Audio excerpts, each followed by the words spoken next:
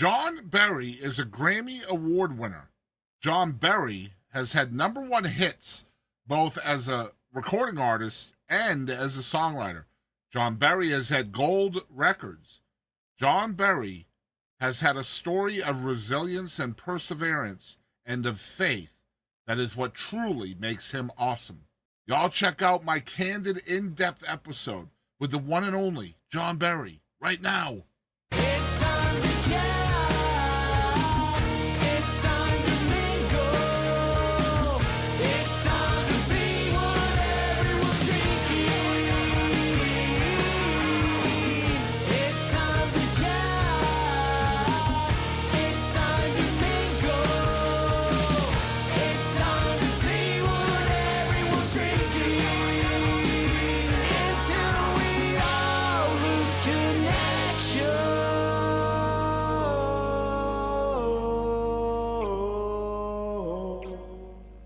Hey y'all, this is India Ramey. Thanks for tuning in to the Boston Christian.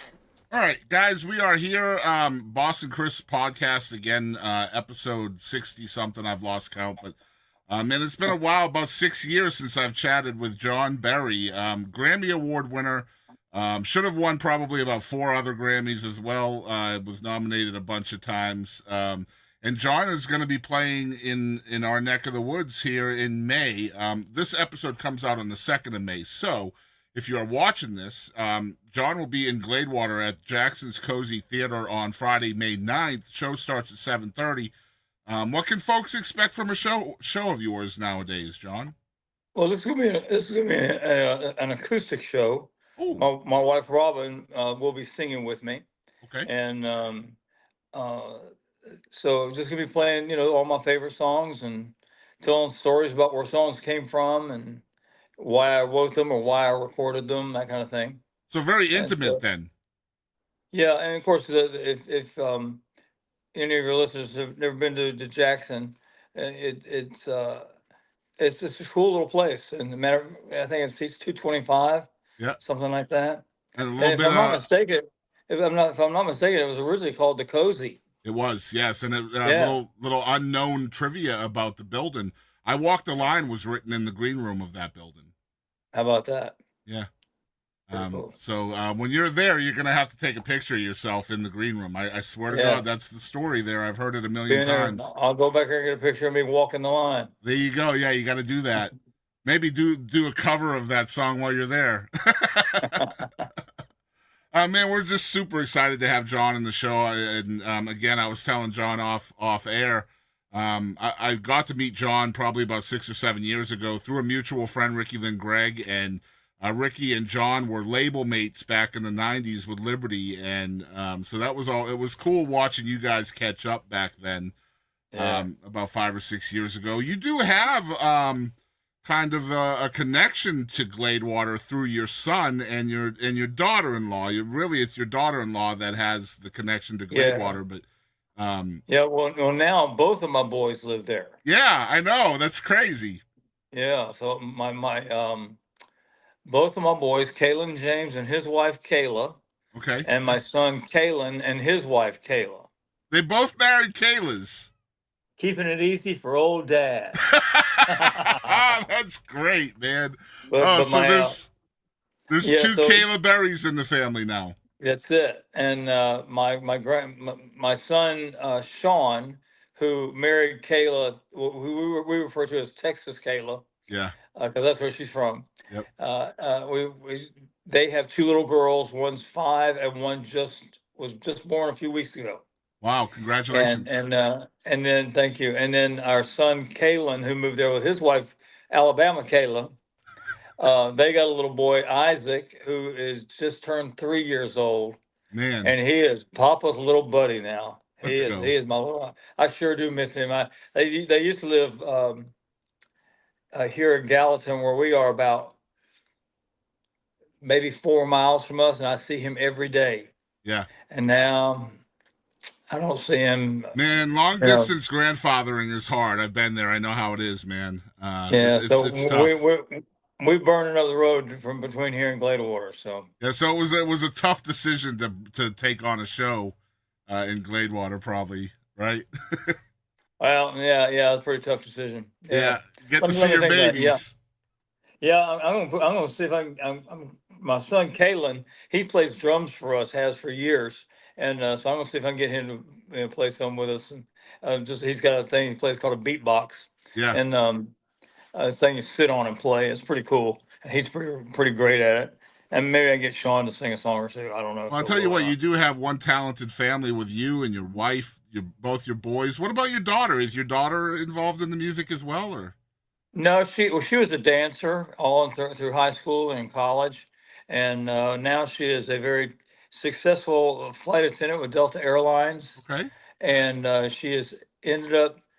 Um, she moved up pretty quickly, and now she still does some flight attendant work, but now she does training for flight attendants, Okay. and there's a new curriculum that was requested, and they asked her to write the curriculum for training for the flight attendants and for overseas what they call pursers. So she got So that she's traveling gene from you for sure. Then. oh yeah, Yeah. yeah, and so pretty, but she's a talented girl at that. So So a little bit of background on John Barry. John was born, if I'm correct me if I'm wrong, John, at any point. You were born in Aiken, South Carolina, but kind of grew up and sowed your roots in the Athens, Georgia area. Is that correct? well, grew up in Atlanta, Okay. and then when I lived there from 8 years old till 24 years old, and uh, and then I moved to Athens, and then I lived most of my life there. Right. So what was it like And growing up in the Atlanta area for you as a youngin'? it was great, man.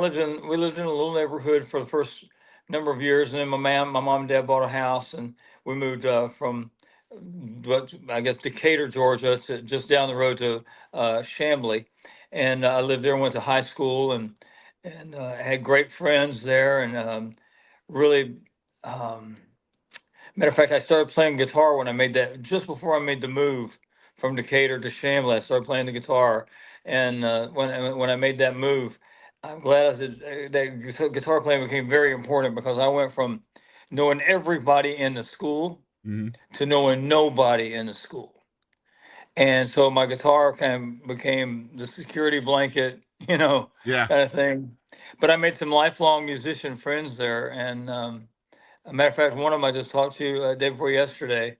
He's moved to Nashville. A piano player, Perry Barton, and it was a great environment, a great musical environment to be in, and that house we lived in, it had a basement, and my dad helped me build a little recording studio in the basement of that house, and it was very crude and very rude, and but I recorded my first four albums Yeah. in that little studio, as horrible as they were.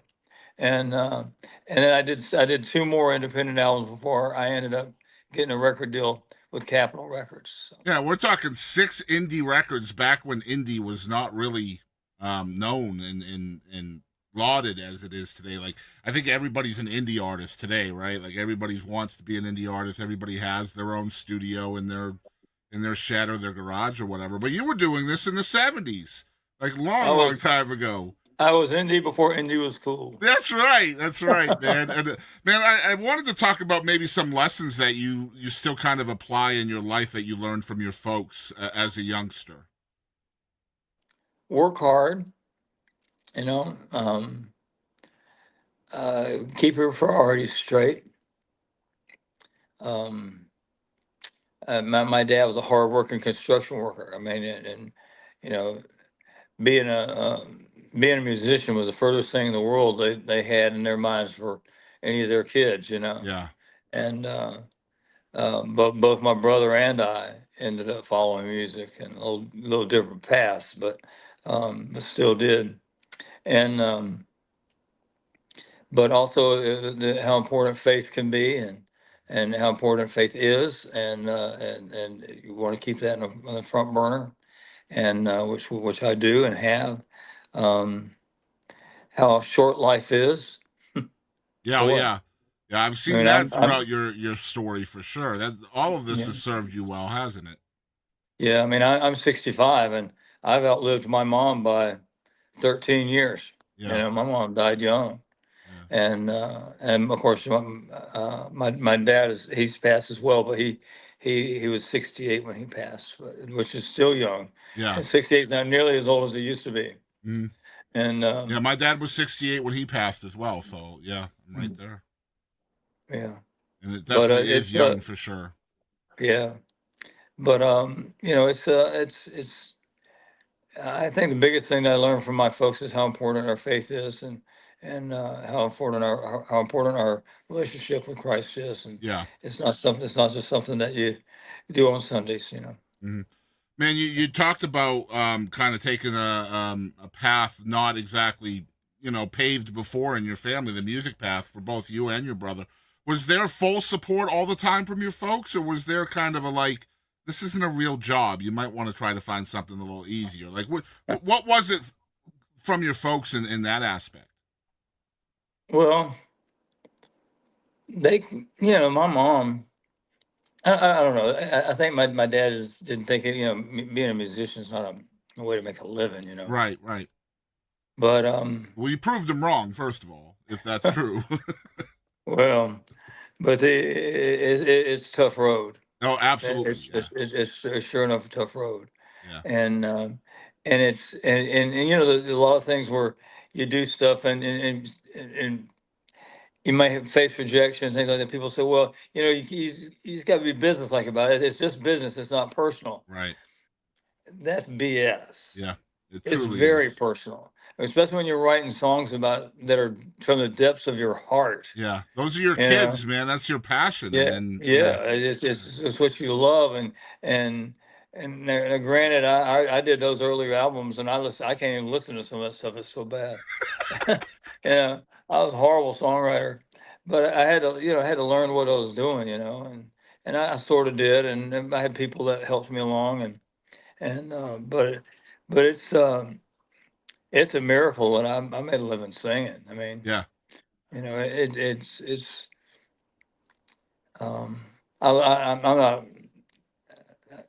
there's some I've been fortunate to record some great songs and get some great takes. I don't write myself off as being the best singer in the world. I love to get to do it, and fortunately, I've been able to record some things that have touched people's hearts. And I think that's the biggest thing to do is sing songs that mean a lot to me, and maybe they'll mean a lot to somebody else. So. Well, I think your voice was really signature at a time when voices were all signature, right? Like when people came on the radio in the '90s, typically as a country music fan, we knew who was singing and who was playing and all that. Yeah.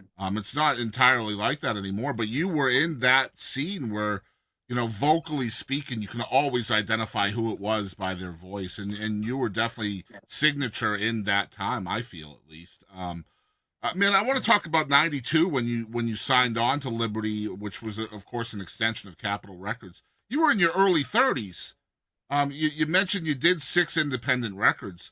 Yeah. It's not exactly the path to stardom, finally getting a record deal in your 30s. That had to be different, right? Yeah, I really wasn't interested in getting a record deal. I was killing it, man. I Yeah. was living in Athens, Georgia, and it's like a lot of these guys in Texas. Hmm. You got a lot of cats out there that are knocking it back, and they're doing great, and they don't need Nashville. Right. They don't need a major label. Yeah. They're out there living a dream, and I was living the dream in Athens, Georgia. Um, I had a little built a house, and by the time I left there, I had 115 acres, 125 acres, something like that. No, 145 acres, 145 acres of land. Um, I had a RV we traveled around in, a truck with gear. Had a great band, and we're just doing our thing. I never even considered going to Nashville, and um, then what kind of changed everything is I was driving home late from playing a club one night, and Joe Diffie's song came on, a song called "Ships That Don't Come In." Love that song. Yeah. And for the first time, it occurred to me that that's all I'd ever do is play little clubs around Athens, Georgia, and within 150 miles of Athens, and that wasn't sitting well with me, man. I want to go play for people in Texas, daggone it. Hmm. And so I got home, and through tears, I told my wife about this song of Joe's and how it affected me.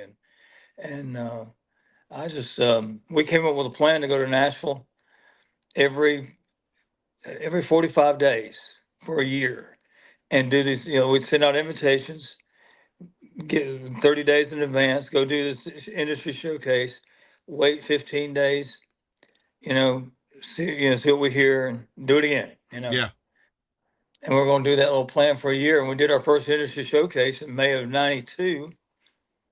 And out of that industry showcase, got an invitation to do a private showcase for Jimmy Bowen, Wow. president of Capitol. Did a showcase for Bowen. We were done. Wow. Next thing I know, we're putting a record together. Yeah. So And like I said, man, like today, age doesn't matter quite as much as I think it did back then. Like it was really unheard of for anybody to get signed outside of their 20s. yeah, Back in those days. So like I was reading that about you, essentially getting your first record label at 32 or 33. Just that was unheard of back then. So yeah. now to hear you say that wasn't even really the plan at first. So that was No, kind of I was perfectly happy. I was. I moved back to that farm in about 2 seconds. yeah. Yeah. You ask my son. My son lives there in Gladewater. He's where would your dad? Where's his favorite place in the world? He'll tell you. Yeah. A little 100 acres of land, piece of land that ain't mine. Well, looking back But at it, are you happy that you chose to go to Nashville and do all of that? well, I would have done some things differently. Yeah. I would have done it differently. I would have still gone, but I wouldn't have sold my farm. Yeah. I wouldn't have just changed my entire life. Nothing's worth that to me. It's just not. It's like when people they sell a house and they or leave their families and go to go to Hollywood, become a star and all that stuff. You know what? It's It risky, ain't worth all man. that. It's uprooting Well, everything, right? it just ain't worth all that. It's Yeah. just is that really what's going to make you happy? Yeah. You know, Well, you mentioned and you what were makes going back and forth for a while, every 45 days going to Nashville. At some point, something happened to kind of make Nashville more permanent. Do you remember what that well, was?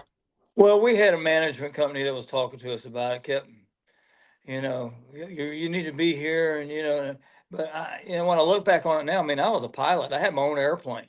Wow. I'd leave Athens. I'd leave my house in Athens, and 2 hours later, I'd be in Nashville. Wow. You know, So it's like and just like being local, essentially. yeah, I Yeah. could be. You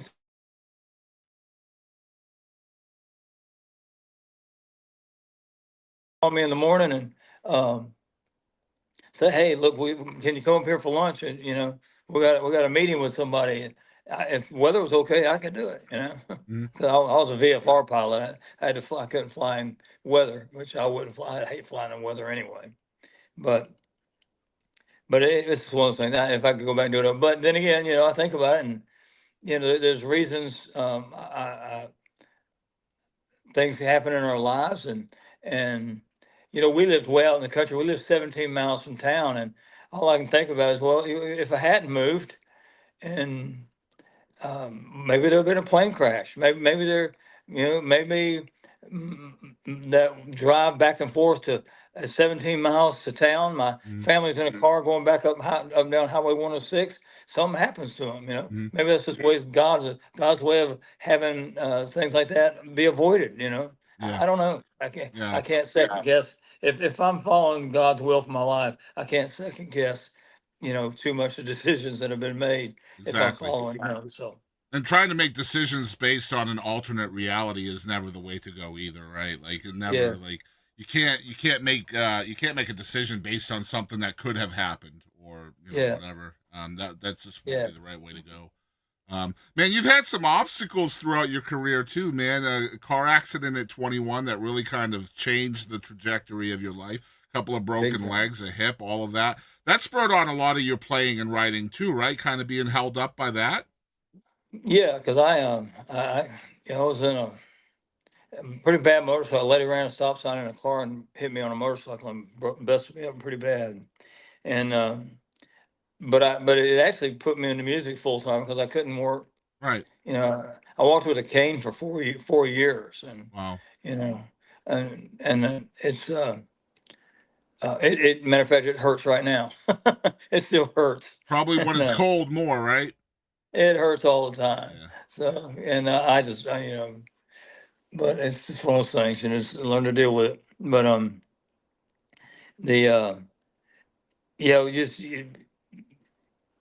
is a lot of opportunities can come from things like that. Yeah. I mean, the very dark cloud was I broke my legs and I couldn't work in a plant. And the plant I worked at for a couple of years, I couldn't do that work anymore. But the very silver lining to that very dark cloud was I could sit on a stool and play a guitar for a living. Yeah. So kind of got pushed into it, whether I wanted to or not. Do you feel like your faith helped you get through that darkness too? Like, Absolutely. you know what I mean?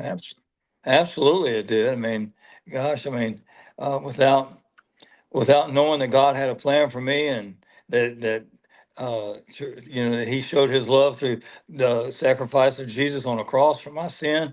Shoot, man, I'd be worthless. Yeah. And man, I was talking about just a series of obstacles in '94.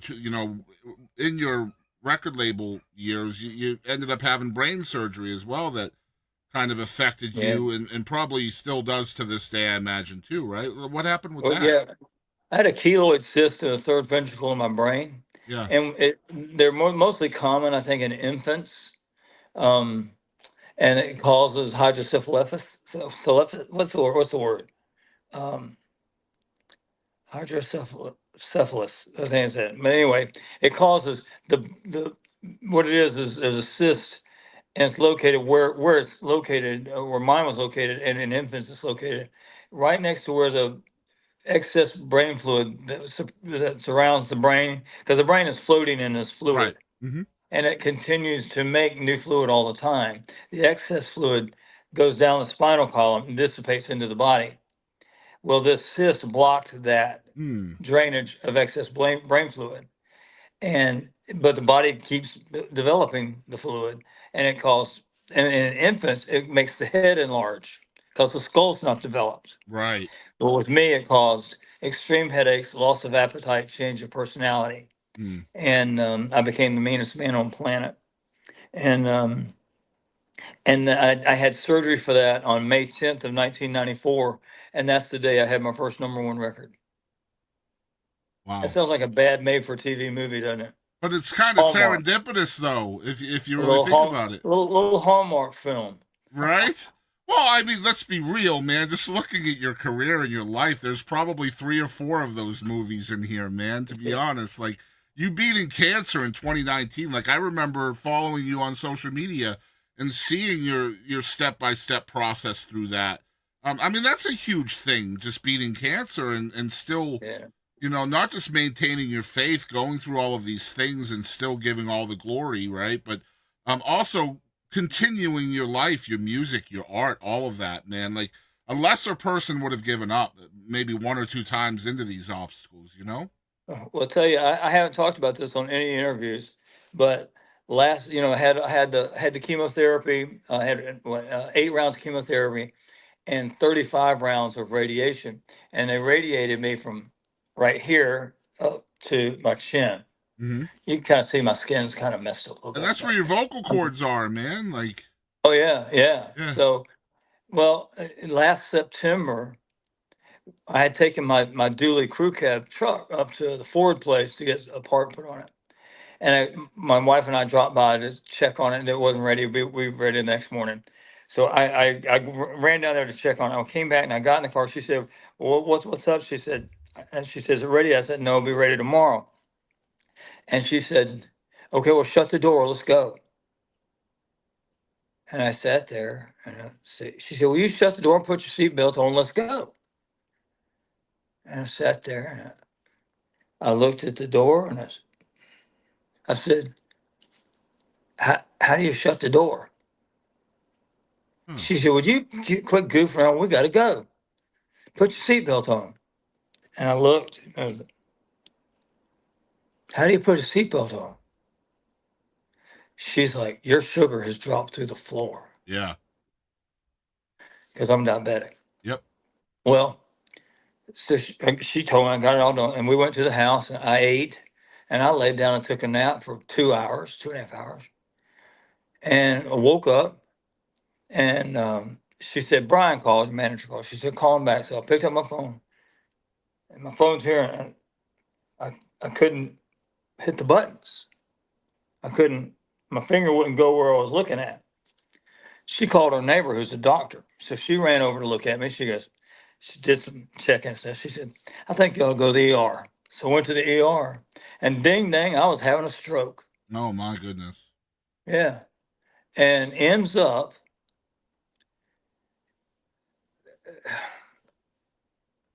right here, the carotid artery. Mm-hmm. The radiation had caused a Clot, no a blockage, kind of thing. an, Aneurysm. an aneurysm in the carotid artery, Wow. and that little bubble where it kind of blown out some. The blood was circulating and getting caught circulating in there and starting to gel up, Yeah.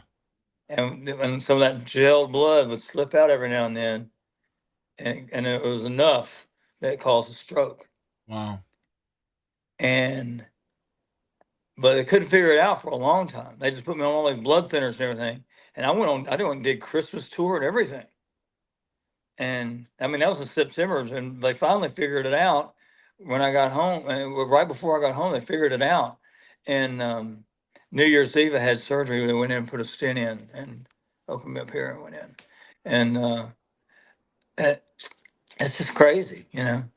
And still singing. Yeah. Still touring, still doing all the things you do, man. Like just a survivor. Just a survivor. I love that, man. There's so much to you as well. Like, I was obviously doing a lot of reading and research on you. There's so many different titles, like you said, pilot, like singer, songwriter, recording artist, author, TV host, podcast host. Like, you've done so much things over the course of your life and career. It's just such a remarkable story. And you're still touring, still maintaining the passion for your art. Are you still writing at 65? A little bit. I've got a few ideas for some things. We're kicking around the idea of doing another record, and we'll see. And I got some ideas. If I don't know, we'll see if I can get a right producer to work with me. And so Yeah. It just never stops, right? You can't just stem the flow of creativity and expect anything good to happen well, from it. it's not the easiest thing in the world to do because creativity it requires, at least for me, and I think for most artists, it requires acceptance. Mm-hmm. You want your art to be accepted, and you want people to enjoy it and like it. And fortunately, I've had some folks like yourself who have um, always been interested in what I do and appreciated my work. But then other markets where I just have to beat people up to listen to me, Mm-hmm. Yeah, and it's tough. it It's a is. tough gig. And it's like people say, "Oh, you can't take it personal." I take it personal. You have to though, and like you Yeah, said, it because your art is gonna be personal. It's vulnerable. yeah, It's putting your soul out there for the world to consume. So yeah, yeah. trying to keep it professional and just business like is damn near impossible, man. And that's why Sure it's is. like it's hard to be an indie artist because you have to separate the creative side from the business side and try to be productive on both sides of that coin. Yeah, It's got to be difficult, yeah. obviously. Um, you tell such great stories about songs, and obviously you've had different platforms for that. You have a book called Songs with Stories, which is a combo book CD. You also have a thing at Monroe Carroll Junior Children's Hospital at Vanderbilt where you do a version of that for the kids, or did do a version of that for the kids, called Songs with Stories for Kids. You talked about your acoustic stuff that you're doing now and telling stories. I would love to hear. Obviously, you're probably your biggest. I feel like your signature songs are "Your Love Amazes Me," which was your first number one, and then of course "Oh Holy Night," which just puts you on the path of the ultimate Christmas touring artist too, right? Like I feel like those were the two monumental songs for you. Tell us the story about how you and "Your Love Amazes Me" kind of got coupled up. They say you have to marry the song with the right artist and this was clearly the right marriage. Tell us how that came to be. It was on a disc. My a guy became a dear friend, Chuck Jones, wrote that song along with his friend Amanda Hunt Taylor. Mhm. And I had met Chuck and through a publishing company in Nashville, and I had a reel of Chuck's songs. I can't remember what song I heard of his that he wrote that I love so much, and then so they got me a whole CD of all these demos of Chuck's, and we would ride home from Nashville in the car and go back home to Pocatello, Georgia, and on the way we listened to CDs of all these songwriters, and we save certain ones that we loved, and um, got listening to Chuck's music, and oh my gosh, there's all these great songs, and I ran across Your Love Amazes Me, of course, and on that CD, and I was like, oh my God, what a song. And I called my contact there at Capitol, and I said, this song, Your Love Amazes Me, please put that one on hold for me. And he called me back the next day, and he said, well, Tanya Tucker's already got it on hold. Mm, She's putting it on her upcoming album, and she was on Capitol as well as me. right, So, right. so we had a pretty straight line there. And she turned her record in about 3 weeks later, and it wasn't on there. So, in the meantime, we had recorded the song at a demo session. We were just kind of locking in on what songs we would want to do and what songs we might pass on, and also we were locking in on the musicians that we were wanting to use on the session. And but the demo that we cut for Your Love Amazes Me, checking on songs and musicians, that's what ended up on the record. And so it's pretty amazing tune. But I was playing bars in Athens during those years, and we started playing that song in the club. We're talking about in Athens is University of Georgetown. Mhm. There's 400 college kids roaring in there, and it's our job as the band playing there is to make them roar louder. Yep. Buy more And beer. Yeah, buy just more just beer. have we wanted it to be more fun than any imaginable, Yeah. and that was our thing, is to do that. And I played there for I played in that town for 8 years. We had it going on. And but it got to the point where people would say, hey, play that Amazes song, all these college kids, Yeah. and we play it, and it was hush. Yeah. I mean, Wow. it was crazy. We knew we were onto something really cool with that song, and we released it. It wasn't my first; it was the third release off that album. The first release was a song called "She's Got a Mind of Her Own," Mhm. which I wrote with Chuck Jones, who wrote "Your Love Amazes Me," and then "Kiss Me in the Car," a song I wrote with Chris Waters, and then "Your Love Amazes Me" was the third release. And the first song got into the top 40, second song got in the top 15, but there was no real fire going on at that time. But then, and I kind of heard years later during the grapevine, if Your Love Amazes Me hadn't really hit well, they're probably going to cut me loose. Hmm. But it came out, and I was real sick when it came out. We didn't know what was going on, but something was up. And but like I said, on May 10th of '94, it topped the charts, and or at Wow. least the R&R chart, and I think Billboard was a week or so later. But it it it it was pretty amazing. It's just really affected.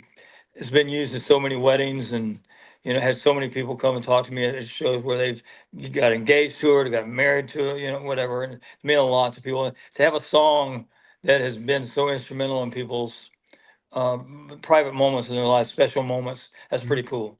Yeah, it's an Pretty cool. iconic song. It's global, right? Like this is a song that reaches every corner of the earth. Like I can't Right. imagine the stories you've heard over the years of who and how this song has reached people. And I imagine you're probably still sending Tanya Christmas cards every year for not recording it, right? She ended up using her version on her greatest hits record, Yeah, and she'd have had a hit with it. I'm telling you. yeah, I don't think the singer matters on that song. yeah. No, it's a I it's a don't. great a great tune, great tune. It's just a Um, great song, and the mhm, singer's not that important. And I just real honored that I got to do it. And our thoughts are actually with Chuck Jones this week. His yeah. sweet wife Becky passed away, Oh man. and and our thoughts and prayers are with Chuck. And I know he and his daughter Savannah, they're facing a lot. And she was my age, she was 65, Wow. and yeah, they've had tough couple of years. I'm sorry, past couple of months, Yeah. because this came on really, really fast. Well, yeah, we'll And definitely keep him in our thoughts. And Chuck's yeah, an amazing writer. I mean, he's written a lot yeah, more songs. he wrote so many songs on my debut album. I told him, I said we should form a duo. We could call it Chuck Berry. Wouldn't It that would be have funny? it would have worked. My God, it would have I'm worked. telling you, would Why not? man, he's a soul singing son of a gun too, man. Yeah, he's He's great. bad to the bone guitar player and sings like nobody, man. He's Yeah. awesome.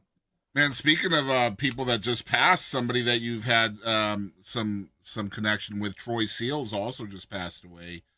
Yeah. Yeah, he's written a couple of songs, I believe, at least a couple on some of your records that I noticed. Well, yeah, the most prominent, If I Had Any Pride, Left It All. Yep, which was a great Yeah. tune, and Troy What a was song. a fantastic talent that a lot of people don't know his name, and they should, in my opinion. Man, Yeah, I'm a liner notes guy, man, big time songwriter nerd. So like, that's cool. yeah, I love the behind the scenes stuff. You know, getting to talk with folks like you and Tony Arata and Mark Germino before he passed. Man, what a loss that was too. And just so many people that create the hits that people don't know the names of. And Yeah. you know, Hugh Presswood just passed away recently too. And Yeah. just we're losing a lot of the arts, man, and it's tough to be a fan of that nowadays, I think. But yeah, just a great song. Another huge hit for you, "Standing on the Edge of Goodbye," which was a co-write for you. You wrote that song with others. What was that song about, and kind of getting that one out there, because that was a huge hit for you as well. Yeah, it was number one record again. Yeah, And, you know, yeah, it's um, you know, in the shows, I always tell people, I said, as a songwriter, you never know where song ideas are going to come from. hmm You just don't know. And crazy thing, you see a sign on the side of a building, you know. But this particular idea, one of my very best friends called me, and I could tell by the tone of his voice he had something serious he needed to talk about. And I said, look, instead of us talking on the phone, go over and see you. And I go to his house and we talked for a few minutes, and we decided to go for a walk around the neighborhood. And as we walked, our conversation turned a bit more serious. He said, John, he said, I feel like my wife is standing on the edge of the driveway looking for somewhere else to go. man, And that wow, standing on the edge of the driveway just hung with me, man. And wow, I wrote that chorus pretty quickly. And I had the chorus for a year and a half. And we were on tour with Reba McEntire, and we would play that chorus at sound check. Matter of fact, it got to the point where the guys in the crew would say, "Play that standing on the edge thing." So I didn't have any verses. We just played the chorus three or four times, you know, and um, and I played it for uh, Bill Catino, who is the radio promotions director at Capitol. We're at a radio interview up in Louisville, Kentucky, if I remember correctly, and we were waiting to do this thing, and I played it for him. He goes, "Oh my God, you need to finish that." yeah, And I called Chuck Howard, my producer, and I played it for Chuck, and he loved it. And I said, he said, "You need to finish it." I said, "I can't. I got a block." He said, "Stuart Harris." Stewart wrote "No One Else on Earth" for Winona Judd. yeah, great He said, song. Stewart's the guy." And I got together with Stewart. An hour and a half later, we were done. Wow, You that's know, simple. After a year and yeah, a half of playing that's yeah, incredible stuff, man. yeah, Great stuff. Yeah, Stuart Harris, that was the co-writer on that. I didn't know yeah. if you had brought it to him or if he had brought it to you. So I'm really happy to have heard the story behind that. That's my favorite song of yours. Oh, thank you. Yeah, it's just Thank great. It's always going to be in my playlist. Man, I'm stoked to have John here. We're going to get to our having fun segment with John, but first, here's a quick message from our sponsor at Palmyra Studios, Mr. Pappy Middleton. Y'all check it out. I'm putting it together right now, and I'd love to get it out that any student, I don't care how old you are or what, if your heart lies within this kind of domain of the sound, playing, any of that, I'm gonna start, taking one day out of every, couple of weeks and invite students in for a very small charge, and I will tell you whatever you want. Any question you got, I'll try to answer it. Well, I will certainly put that out there. I'll make this a little ad for you, and we can share it Because everywhere. they'll have full access to the studio, everything. I can tell them everything about how all of this started from analog into the digital world, and you'll be able to have hands on, and I'll show you why analog sounds better than digital. Amazing. Yeah, I'll definitely cut this out. I'll make a little ad out of it, and we can share it everywhere. That's awesome. Absolutely. Because I'd love to do it. That's my legacy, is to leave. It's the pass it down, right? Yeah. I mean, all right. So we are back with the one and only John Berry, and so we have a couple of having fun segments that go pretty quick. Some of this can be funny. A lot of it is really kind of self perspective from your state of view or standpoint. The first one's called Mount Rushmore, and typically I do artists here, but I think with you, who's on your Mount Rushmore of songwriters? The best 4 songwriters in your opinion? Gary Burr, Hmm. John Denver,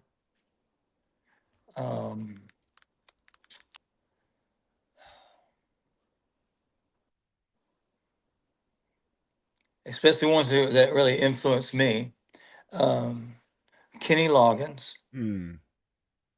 and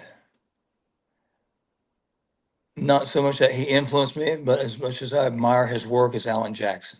Yeah, great songwriters. Just so people know, just my personal experience with Gary Burr. My favorite Gary Burr song is maybe one not really well known. It's called "Can't Be Really Gone" by Tim McGraw, which is just a fantastic song. It's the quintessential country song, and I wish more people knew about it. But yeah, that's my favorite Gary Burr song. I'm hoping to have Gary great on the show someday, man. I'd love to pick his brain.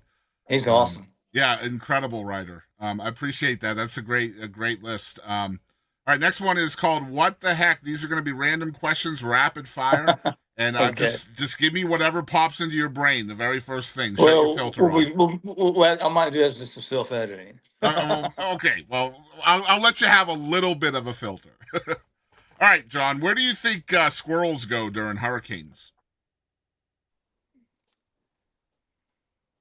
Somewhere out of the tree. Yeah, that would be the smart thing to do. Yeah. Out of the tree. All right, number 2, what is your best curse word alternative? Ding dang. I love it. Ding dang. I'm gonna have to add that to my vernacular. Yeah, All ding right. dang is part of my everyday language. All right, number 3, what is no big deal for most people but torture to you?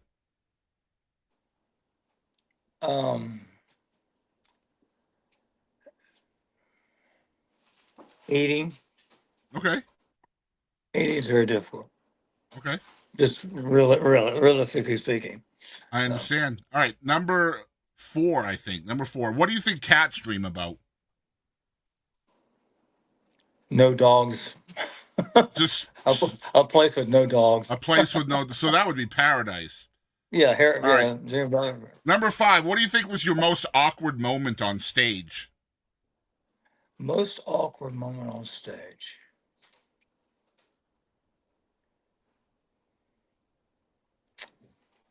Well, I was doing an interview with what was his name? Music City Tonight. What was it? The host of Music City Tonight. Let me look it up. The country music host, country music City Tonight. He hosted it for years. Crook and Chase, right? No, before that. Ralph Emery. What was it? Ralph Emery. Yeah, I was on Ralph Emery, and I was a brand new artist. And we're talking and stuff, and he keeps looking at me, and he's talking, and then all of a sudden he blurts out, he goes, "Anybody ever tell you look just like Travis Tritt?" I didn't know what to say. I just didn't know what to say. You didn't. That doesn't make any sense. Yeah. Oh, maybe because maybe I had a mullet. I don't know. I don't see it at any point in time. All right, last one. Are you more of a hunter or a gatherer? I'm I'm a red meat eater, so I don't know if that makes me a hunter or a gatherer. Well, um, you can be both as well yeah, at I, times. I, I don't know because I'm not like a fruit and vegetable guy. Yeah, Well, take it back, take it back. I guess I am both because my favorite meal is a very rare steak and a Caesar salad. there you go. All right, yeah, you're gonna have So to be both in that point. yeah. All right, next segment is called One Artist. Who is one artist that John Barry wishes the whole world knew about? Mother's finest. Okay, I love that answer. Great stuff. I was sure you were going to say Sean Berry. Well, that's true. That's true. Yeah. Yeah, I was sure we were going to get Sean Berry or joint custody out of that. For you guys that don't know, Hey, that's did you hear about joint custody? They won that contest there in East Texas yesterday, this last weekend. I did not, and I Big, should big, have big known battle that. of the bands thing going on. They walked off with it. Yeah, that doesn't surprise me. They're fabulous, Yeah. incredible band. Sean's amazing. I'm a huge Thank you. fan of his. Yeah, he's great. All right, next one, man. You're 65 years old. What's on John Barry's wish list? Like for 35. And no, I'm gonna be singing that song at 40 again to myself. Wishing that I was 40 again. I would be young and my kids would be 10. Yeah. Go back in time. That's the wish list, right? Yeah, yeah. Well, as far as others, I mean, I've been really blessed to get to do all the stuff I want to do, and I've been able to provide for my family doing it, and you know, wish I get to spend more time at the beach, but other than that, I'd say it worked out pretty well, right? yeah, things are good. Yeah, yeah. All right, next one's called Moment of Gravity. It can also be called Person of Gravity. I feel like every creative person of any level, whether you're an indie artist, a Grammy winner, whatever, you have that moment or event or person of gravity that kind of changed and shaped your path more than any other. What was that for you, do you think? I'd say my wife, Robin. She, keeps me grounded and makes me really think about what's really important, and you know, so maybe putting my wife and my family at the equal term on that. Mm-hmm. That's the best answer, I think. What do you think is your personal best accomplishment? And this doesn't have to be music related either. Um, I should say my family. I've got a wonderful family, I agree. and I had a little bit to do with it, but my wife did most of that. But they're a great bunch. Yeah, I think all of us guys, man, the wife is the catalyst, and they deserve way more credit than they ever get. I feel definitely in my case, and I know of Robin. I've been friends with Robin on Facebook for a while, so I Yeah, know the gravitas she has in your yeah, circle and how yeah. important she is. I'm married Um, up. yeah, I did too. I feel you. I did too. Thankful for that and every single Yeah, day. Last segment is called "Who Do You Think You Are?" Who is John Berry? that's so funny to hear that. we, I'll tell you a quick story. I was playing this festival up in Pennsylvania, and it started raining. And we played as long as we could. Finally, I hollered off and said, "Is there some place we can go inside?" And they moved us into this barn. And so I told all I said, "Y'all, we're gonna. I know it's not raining hard, but it's just a little cool. It's miserable. We're gonna move over to this little barn over here. So if you want to move, give us a few minutes. We're gonna get set up over there. Y'all come on in now. We're gonna move in over there and go play in the barn." Well, they did, and there were so many people at this fair. A lot of them couldn't get out of the rain still. And afterwards, I signed autographs forever. And for hours, like 2.5 hours, I was signing autographs, which is great. I love signing autographs. The only thing worse than signing autographs is nobody wanting autographs. Right. Okay. Yep. So, so get the very last guy in line, very last cat comes up and he buys a picture, $5 picture, hands it to me. I ask him his name. He tells me, I make it out to him, hands it, and I hand it to him. He goes, looks at the picture, says, "Who are you anyway?" So when you said, "Who is John Mayer?" I'm like, So actually, my manager's got me working, trying to write an autobiography book, which I'm having a very difficult time with. But right now, the working title for it is "Don't You Know Who I Used to Be?" That's So, great. but Um, anyway, so who's John Barry? I'm a follower of Christ. I'm a husband. I'm a father, a grandfather. I'm a friend. Um, I'm a singer. I'm a bus mechanic. I'm a songwriter. You know. yeah, it's just so much, man. Pilot, farmer, recording artist, author, TV host. Like, you've done so freaking much, man, and you still got a lot of time left, I feel. What do you got on the agenda for 2025? You mentioned a book. Is there more music coming as well? And Yeah. I really hope we'll have a record out by Christmas. Christmas tours are one run of dates per year where it's not like, hey, let's go do this weekend, go do this weekend. Chasing dates like that. But where Christmas tours is a really solid put together 18 to 25 city. It's a city run. It starts advertising in June for the run of dates, and some of them we've been through year after year after year, and it's a lot of fun. And so that's a one. So it's always great to have a new piece of music to take out on a tour like that. And so we'll see if we can. Yeah, I've got some songs I'd like to do, and particular kind of music. We're kicking some ideas around. We'll see if it comes together. And so, and maybe we'll have the book done by then. We'll see. So. the Christmas tours have been over 20 years now. It's like 22 or 23 years, right? No, this will be 29. 29. Yeah. Yeah, this year's 29. That's unbelievable. Like, this is Yeah. unbelievable to me. And that's just Christmas tours. You tour year round, but like that's just seasonal for you. And unbelievable, man. What a career that would be if it was just that alone, right? Yeah, so Honestly. next year, this would be our 30th year, but 2000 and 1997, I had to have